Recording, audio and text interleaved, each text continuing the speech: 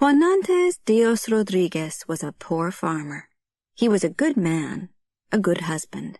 He worked hard and lived a simple life. One night, Juanantes took a bottle of whiskey to the field behind his house. He didn't usually drink alcohol. He hated the taste, although people said it was better than most other pleasures in life. Some people had even found the good light after drinking alcohol. A person who experienced the good light was able to leave this earth and for a short time stay between two worlds in a place where death couldn't touch them. This light meant good health, long life, happiness, good business. Everyone searched for this light. But Juanantes didn't drink until that night. There was no reason for his drinking, nothing to celebrate, no anger to drown or sadness to forget.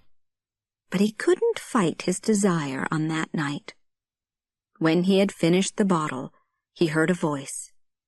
The voice commanded him to go to the top of a mountain called the Hill of Sand on the first Tuesday of the 9th month at midnight. There he would find a large fire in the forest. He would see a bag by the fire. He had to approach the fire and pick up the bag before the fire burned it. Inside the bag there would be treasure and something else, a mandate. He had to do exactly what the mandate ordered him to do. On the first Tuesday of the 9th month, his wife, Cardinala, went with him to the Hill of Sand. They left at midnight, as the voice had instructed, and walked through the forest. They were afraid but excited at the same time. The noises of the night were all around them. Eyes shone in the dark, watching them. Juanantes had told Cardinala about the voice during a moment of weakness as he lay there recovering from his night of drinking. He knew now, as she pushed him forward in the darkness, that it had been a mistake to tell Cardinala. Since he had told her about the voice, he had had no peace.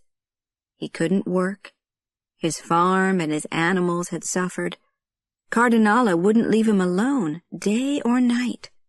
Even in silence, they knew each other's thoughts. To him, the mysterious voice he had heard was like an evil curse. But not to Cardinala. To her it was a way of escaping from their poverty, the way to the good light. Juanantes wanted the treasure, but at the same time he feared it. He wasn't sure he should do what the voice had commanded. But Cardinala's desire infected him. She decided for both of them. They would go to the Hill of Sand. They would do exactly what the voice had told them to do. They would find the treasure. She planned. She worried. If the bag contained money, how would they spend it? If it contained jewels, who could they sell them to? She woke him up with her fears. The police might ask questions. If there's gold in the bag, what will we do? The more she pushed, the more full of doubt he became. I may be poor, but at least I'm happy, he told her. She called him a coward and threatened to go alone. So they went together on that dark night. At one point, Cardinala wanted to turn back. She suddenly had a black thought. She could see danger waiting for them. She called to Juanantes, but it was too late. He didn't hear her. He didn't answer. He didn't even turn his head. There was no moon. Cardinala could only see his white hat in the darkness. He walked on without stopping, without thinking. He wasn't cautious or indecisive now. There was another Juanantes inside his skin, fingers holding tightly onto his machete, eyes staring. What had caused this change in him? What was driving him forward? At last they came to the fire, an enormous, blinding fire. Juanantes waited for a moment, silent, thinking. Should they turn around? Could they escape this? Forget it had ever happened? Cardinala said nothing. Then Juan Antes rushed forward and saw where the voice had told him it would be, an old cloth bag. He quickly took the bag, almost burning his face in the flames, and returned to Cardinala. Suddenly ambitious again, and filled with curiosity about what was in the bag, he took Cardinala's hand, and they ran from the place. They could see nothing in the darkness. They felt the outside of the bag. Bones? And something heavier, with a weight like metal. Juan Antes opened it and felt inside. It was impossible to see, but yes, there were the bones of a man, a machete, and in a smaller bag, a bottle of whiskey and some gold coins. Was this the treasure of the dead? It was all a mystery. He found a metal box and opened it. Inside he could feel some kind of paper, a document. This must be the mandate. The events of later that night have never been fully understood. In the early hours when it was still dark, as Cardinala lay sleeping in their bedroom, Juan Antes opened the metal box and read the mandate. The mandate told him to kill a man, Prudencio Salvatierra. Kill? Juan Antes shook with fear. He left quietly and went to a bar to have a drink. He needed a drink now, to calm himself. He needed to think. He was lifting his glass to his mouth when he heard someone say the name of Prudencio Salvatierra. The sound of that name filled him with hatred. His glass crashed to the floor. He couldn't see. He couldn't think. He wanted this man's blood. He had to spill this man's blood. He pulled out his machete and rushed toward Prudencio Salvatierra. "Fight, or be killed like a dog!" he shouted. Prudencio pulled out his machete. "Who are you? What do you want with me?" Juan Antes attacked him. There were screams. People were running. Tables and chairs were knocked over as people crowded around to watch. Juan Antes was wild, with the strength of 10 men. His machete came down again and again on Prudencio Salvatierra until the bar was red with his blood. Prudencio had no chance. Within minutes he lay dead, his body in pieces. Later, Juan Antes was questioned again and again by the judge. Why had he fought with Prudencio Salvatierra? Juan Antes could give no answer. There was no logic. No, they had never met before. No, he was not an enemy, until that night. Until the moment when Juan Antes heard his name, the name he recognized, the name that was written in the mandate. Juan Antes was found guilty of murder and sent to prison for 10 years. Cardinala found employment as a servant near the prison so that she could visit Juan Antes every Sunday. After many Sundays, they began to talk of when Juan Antes would be freed. "What are you going to do?" asked Cardinala. Juan Antes heard her words again and again in his mind. What are you going to do? What are you? Not we. He looked hard at Cardinala, as a policeman looks at a suspect, searching for signs. Was she planning to stay in the city? Was there another man? "Tell me, Cardinala, aren't you coming back with me?" "No." Her quiet answer, her guilt, hit him. For a moment he couldn't speak. All right. But I must go back to our village. You know that, don't you?" "Yes, I know. But I don't care what you say. I'm not going with you. I went to see the priest. He told me it was the work of the devil. I'm not going to fall into that trap again." "The priest? Why did you go to the priest?" he asked her. "My boss wanted me to. He was worried about me. He's very kind to me." Juan Antes knew it then. He knew that he was losing Cardinala. Prison was bad, like a kind of death. 4 walls, always the same 4 walls, the desperate faces, the waiting, the long, lonely nights. But losing Cardinala? No. Impossible. There was nothing he could do, though. When the evil light has fallen on a man, everything goes wrong. He would have to go back to their village alone. The following Sunday, Cardinala came to visit as usual. "You've come," he said. "Of course I've come. What do you mean?" "Well, I thought—" You thought! You think too much," laughed Cardinala. In her mouth, a new gold tooth shone. "And this tooth?" asked Juan Antes. "Oh, my boss paid for it." "Your boss again? And you paid him back?" "Of course. Stop questioning me." Juan Antes asked again, "Are you coming back with me?" "No, Juan Antes." Short and sharp. It cut his heart. "Well, at least—" He stopped. His voice left him. "At least this way I know," he finally managed to say.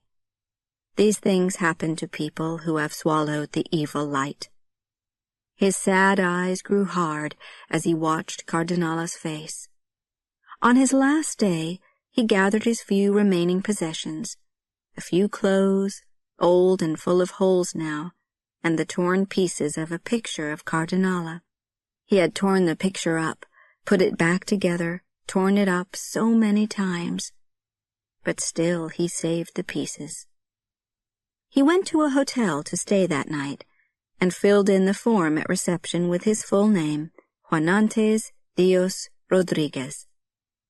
Then he left with no explanation. Why? The keys. Those large, heavy room keys reminded him of his prison cell, of hundreds of cells. He wandered around without sleeping or eating until his stomach ached with hunger. But he couldn't sit in the cafe, where people stood in line like prisoners. So he walked along the dusty road toward the mountains. He knew something still had to be done. He had killed Prudencio Salvatierra 10 long years ago.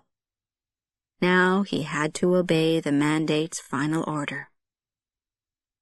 He went to where he had been living with Cardinala. Nothing had changed. Everything was as it had always been. The trees, the rocks. It even seemed that the same old dogs still now, after 10 years, slept in the sun. Juan Antes felt full of sorrow.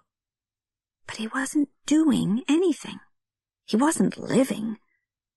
And so, without further thought, he called on the wise old man, Tata Guamarachito, for help.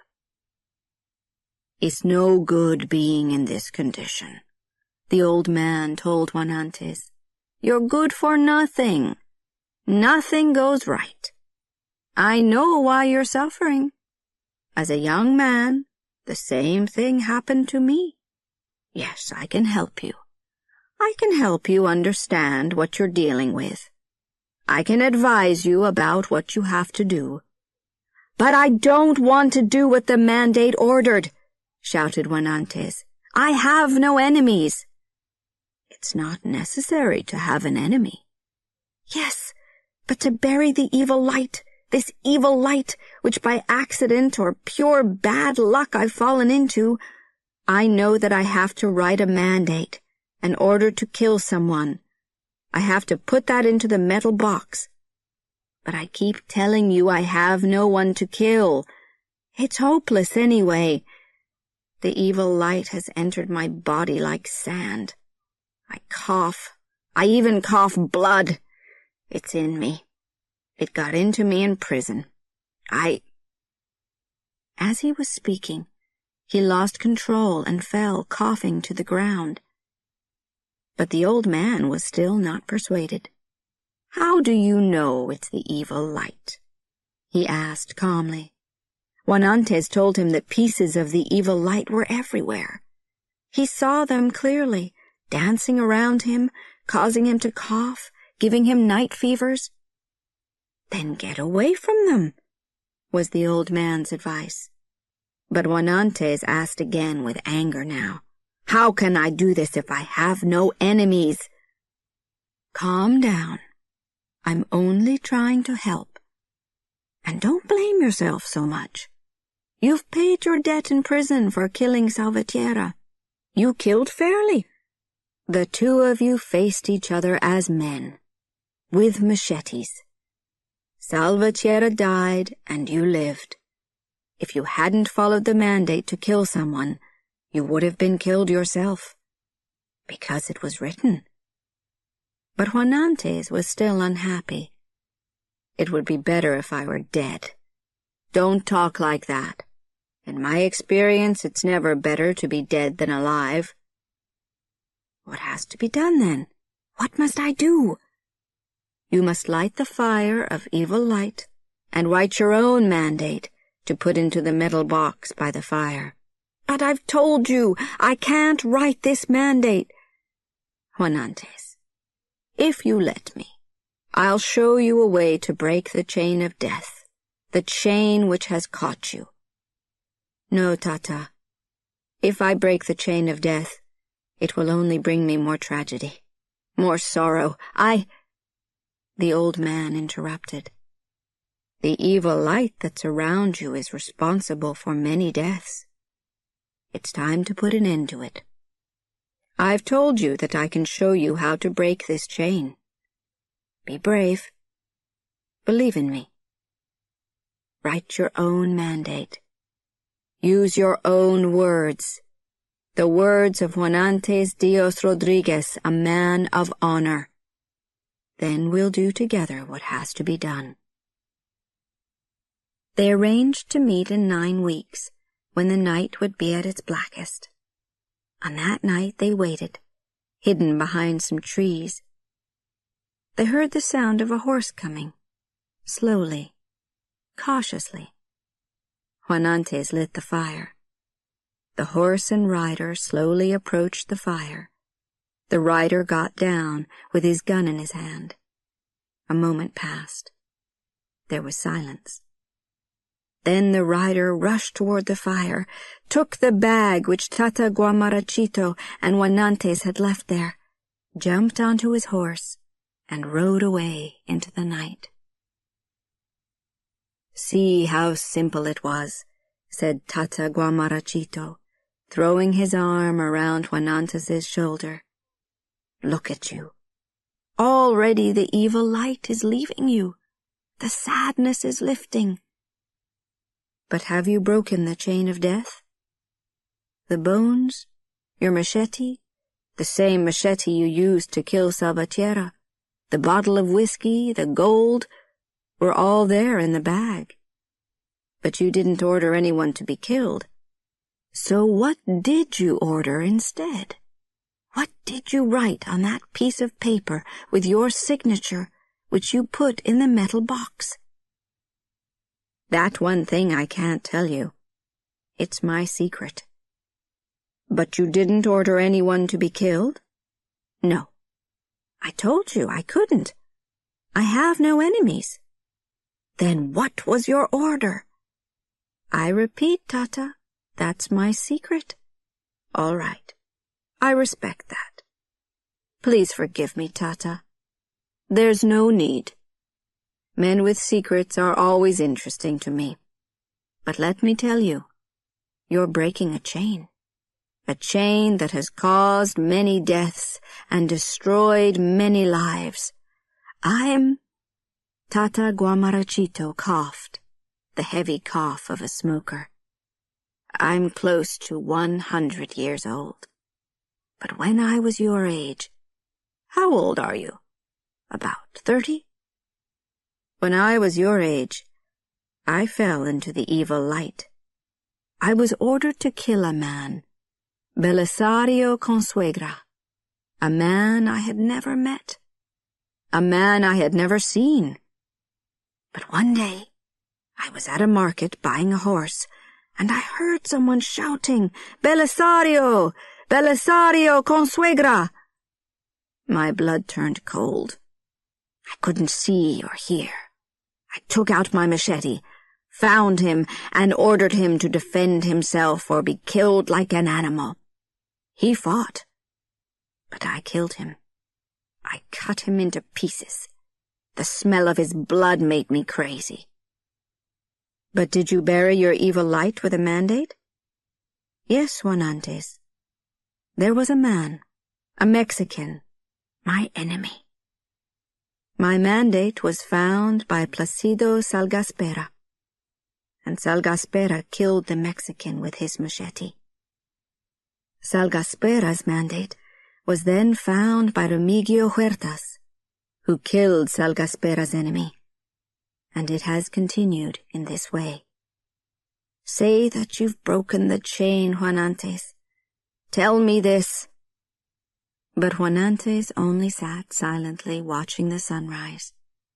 He always watched the sunrise, but had never liked the morning. Now, however, freed from the evil light, it seemed to be the most beautiful dawn he could ever experience. Suddenly, he wanted Cardinala. He wanted her so badly. But he stopped these thoughts as soon as they began. Why should he want her? He knew now that Cardinala was part of the evil light which had brought him to this place. Because of her, Prudencio Salvatierra now lay cold in the ground. When the sun had fully risen, he offered Tata Guamarachito payment for his services. The old man wouldn't accept money. I want only to know your secret, the mandate that the horseman read. But without speaking, Juanantes walked away. He was going down the mountain when he suddenly changed his mind, turned and started back toward Tata Guamarachito. Walking, then running, shouting, "Tata! Wait! I will share my secret with you!" When he reached the place where they had sat, he bent down and whispered in the old man's ear. "Is that true? Was that really your mandate?" asked the old man, smiling, trying to hold back his tears of joy. Yes. Yes. That she too would be torn up when the picture was torn up. Now I know, Tata, that when I tore up Cardinala's picture in prison, it began to free me from her evil power. Woman, when she goes bad, is the worst of all evil lights. Because of this, my mandate ordered the unknown writer to take the picture of the first person with an untrue heart that he found, the first unfaithful friend or lover, and tear it into pieces. There are many ways of destroying someone.